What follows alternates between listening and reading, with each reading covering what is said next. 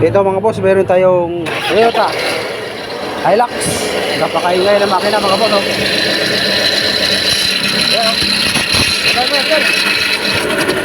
Ayan, check natin yung kanya check natin, baka puli lang mga boss.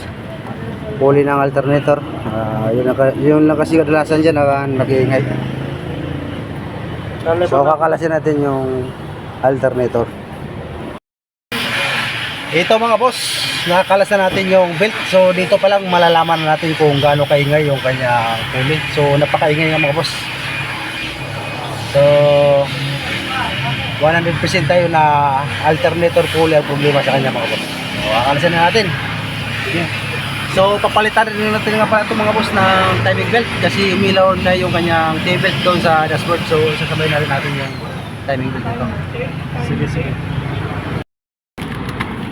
Ito mga boss, palit na rin tayo ng timing belt na bago. Tapos reset na rin natin yung kanyang T-belt doon sa dashboard. Auto tensioner, idler bearing, timing belt na bago mga boss. So kakapit na lang natin. Ito nga pala yung kanyang luma na timing belt.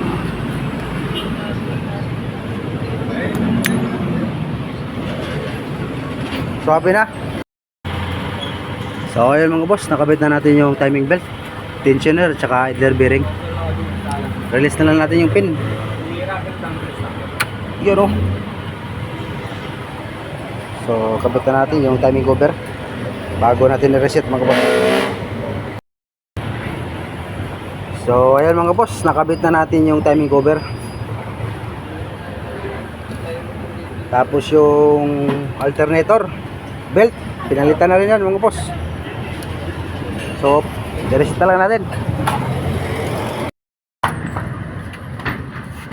Kita ba yan? Kita? Yung odometer. Ha? Pakita mo odometer. Ayan, pakita mo rin ako. Ito muna. So ito mga boss, i-reset na lang natin yung kanyang T-belt.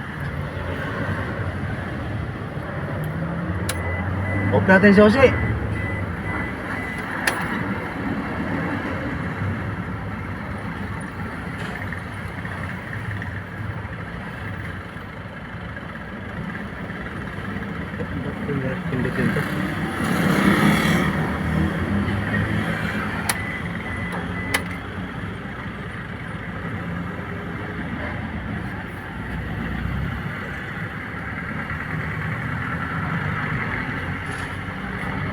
Pre, idol, tingnan mo doon.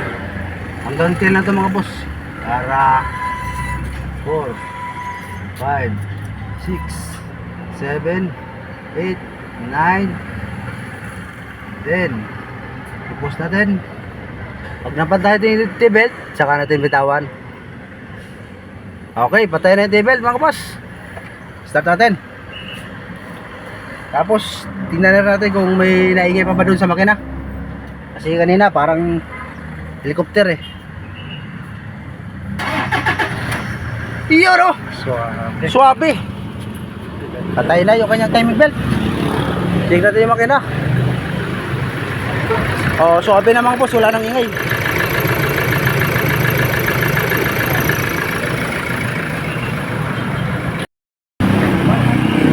So yun mga boss, suwabe na yung ating Toyota Hilux na alternator puli.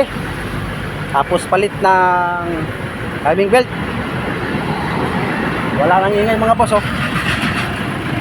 Tahimik na.